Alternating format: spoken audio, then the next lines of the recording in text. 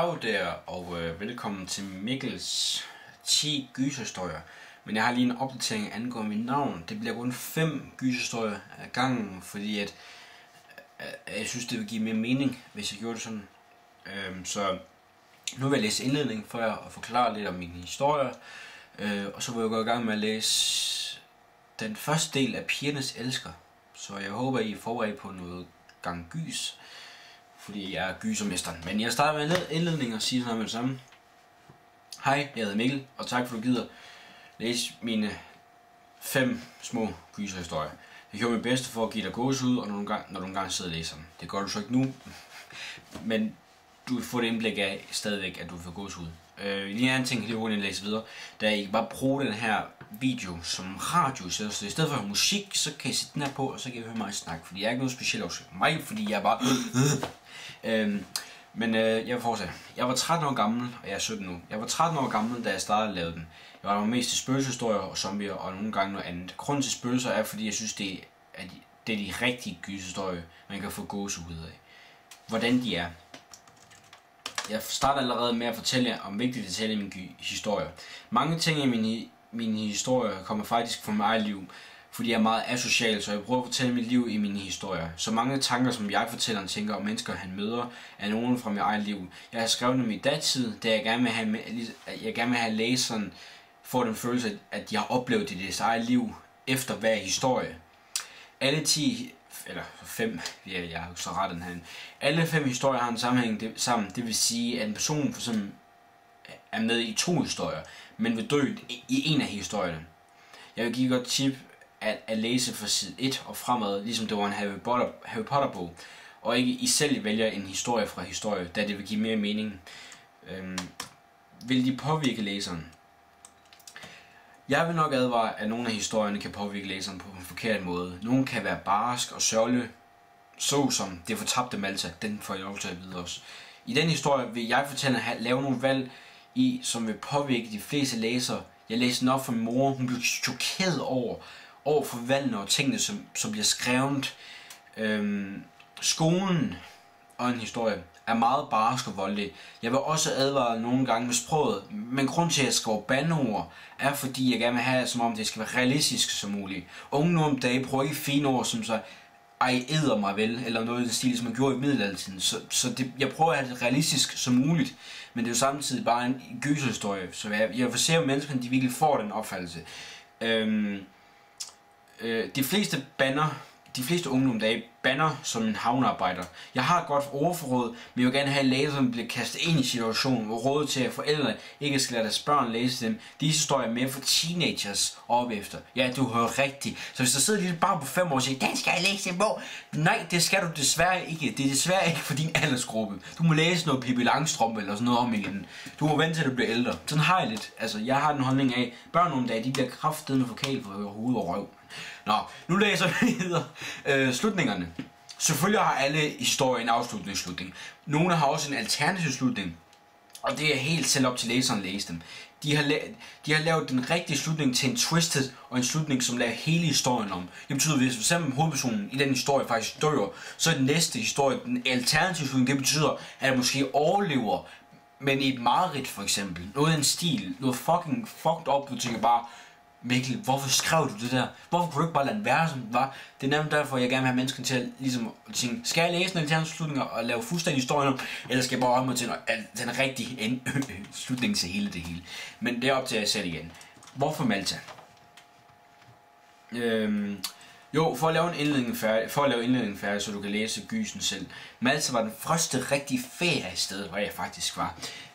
Jeg har selvfølgelig været i Danmark, Tyskland og alle de der steder, men Malta var det sted, hvor jeg faktisk kom væk fra grænserne for Danmark. Jeg ved godt, I siger, at Tyskland er nok væk fra grænserne fra Danmark. Ja, men ikke lige over for grænsen. Jeg snakker virkelig ned mod syd. Og samtidig synes jeg også, at Malta var faktisk den perfekte ø for at lave den her eksperiment, som er i historien, men jeg vil ikke spolere noget, så I må vente jer til, at når jeg læser den op for jer, fordi jeg er virkelig spændt på det her. Men jeg håber, du kan lide historierne, og nu vil jeg starte, hvor du vil anbefale for starten. Så det er min indledning, og jeg vil gå samme gang med at læse min første historie, som er på side 1, og den hedder Pigernes Elsker, så jeg håber I er forberedt. Jeg kan allerede fortælle jer, hvad de 5 faktisk handler om. Jeg vil ikke spolere så meget den sidste, fordi jeg har følt, at den vil jeg gerne have, I skal bare tænke, hvorfor laver du den her Mikkel? Hvorfor laver du? Men hvis I gerne vil vide, så skal jeg lige godt sige det nu. Første, det er Pigernes Elsker. Den handler om en dreng, som ikke finder en pige, som han finder ikke nogen pige, som han tænker, wow, hende vil jeg bare have som kæreste. Han falder ikke for nogen, fordi han føler ligesom om, at alle de ligner hinanden, de opfører sig ens, og der er ikke nogen, der er specielt. Men det her, hvor han kommer ud i den her forbudte skov, hvor han så der sker noget, og så dagen efter han var ude i skoven, der kommer en ny pige i klassen, og han falder pladask for hende. Han bliver forelsket hende, han gør alt for hende, for ligesom at tænke, wow, hende skal jeg bare blive kæresten med. Hun har samme holdninger og stil og alt det der, men der er bare noget over hende, som virker mistænksom. Så det er jo op til jer selv at læse den. Det næste, det er... Ja, det er Fortabte Malta. Den vil jeg eksplodere. Den har allerede sagt. Det foregår på Malta. En familie, som far kom hjem fra Malta efter 4 måneder. Nej, jeg tror faktisk ikke, jeg kan ikke huske mange måneder. Der er 6 år. 6 år han var nede i Malta. Og så kommer han hjem og fortæller, at dagen efter skal de ugen efter han er kommet hjem, at de skal til Malta for at holde en ferie sammen. Alt er betalt. Hotel, mad, alt er betalt. Og sønnen han er meget imod, fordi han begynder at sammenligne det. Han begynder at sammenligne sin hverdag for tiden med computerspil, så han begynder at tro, at hele øen den bliver til Dead Island. Så jeg vil ikke spolere noget, så hvis I ikke kender om Dead Island, så må I så slå det op, og så må I finde ud af, hvad det er for noget. Ellers ikke. Den næste, den hedder Manden i jakkesættet. Yep, Manden i jakkesættet. Jeg tænker bare nu, Mikkel, det lyder så meget retarderet idé. Ved du hvad? Må jeg sige en ting? Der er en vandrehistorie for tiden, som kører bagersk over internettet. Overalt er der noget om ham. Og jeg kan sige med det samme, og jeg kan vise ham her. Yep. Det er ham her. Så hvis I ved, hvem det er, så er I allerede en historie om ham. Så en der hedder, en jeg kender fra min klasse, som hedder Magdalene, har tegnet den til mig, så jeg sætter virkelig pris på. Jeg kan ikke tegne så godt, det må jeg indrømme. Jeg kan godt tegne, men sådan noget, det. Jeg tegner altid som tegnefilmsfigur, sådan fucking retarderet nogen, ligesom en historie. Den fjerde, den hedder Byen under vandet. Den er også taget lidt, ja, fordi igen, jeg skriver meget nogle ting fra mit eget liv, så jeg er meget computernørd, så jeg spiller mange spil. Men jeg skriver mange historier. Så der er det her spil, der hedder Bioshock, hvor det foregår under vandet. Så nu, her for en måned siden eller 2, der kom der et nyt spil ud af, og jeg synes, jeg var skuffet over det. Og jeg tænkte mig sådan her, fordi det ikke foregik under vandet. Det nye spil, det foregik over luften, og det ødelagde bare. Jeg synes bare, det ødelagde hele historien og plottet i det. Så jeg tænkte sådan i mit hoved, hvorfor kan den by ikke få sin egen historie for sig selv? Ikke må nogle mærkelige twists eller noget, bare en historie for sig selv. Jeg tænkte bare sådan her, hvorfor ikke skrive en historie om det? Så den fjerde historie kommer til Byen under vandet, hvor den handler om, at it is about hvad fanden man kan sige, en søn har mistet sin far, da han er lille. Og dengang og den foregår i 50'erne og 60'erne, fordi igen, jeg fortæller om mig selv, og jeg er meget inde i 50'erne og 60'erne, jeg går samme stil som det, sådan noget Grease.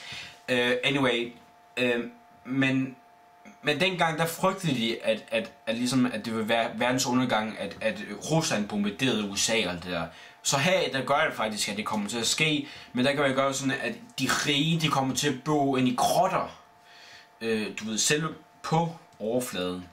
Men de fattige, de får ligesom sådan et valg, om de vil dø i USA, dem som bor derovre, eller om de vil rejse ned til den her vandby. Under vandet selvfølgelig. Ja. Hvor det begynder så ske mærkelige ting. Og 5'eren, det må I selv finde ud af, når jeg læser den der, når jeg når der til. Men jeg håber, at vi hopper lige ud i det her, og jeg håber, at I håber på noget gang gys, fordi jeg er faktisk lidt spændt på at læse min historie. Og jeg vil lige sige en ting.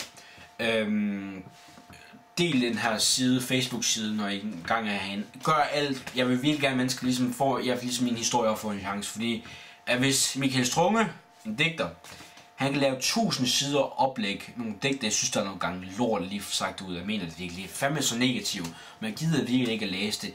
Så føler jeg, så er min historie faktisk også en chance, fordi jeg synes faktisk, mine historier, man siger du altid for at støtte sig selv, men jeg synes, min gyserhistorie, det er nogle gyserhistorier, nogen har læst før, fordi jeg tænker faktisk meget langt ud. Jeg prøver faktisk at gøre det sådan, at mennesker tænker, wow, det har jeg virkelig ikke tænkt over, han har skrevet.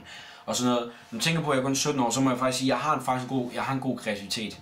Så hvis I gider at dele den her side, og så sige, bare se de her videoer, og så sige jeres mening. Jeg vil gerne vide, hvad jeres mening er om det her. Ja. Men vi så støj.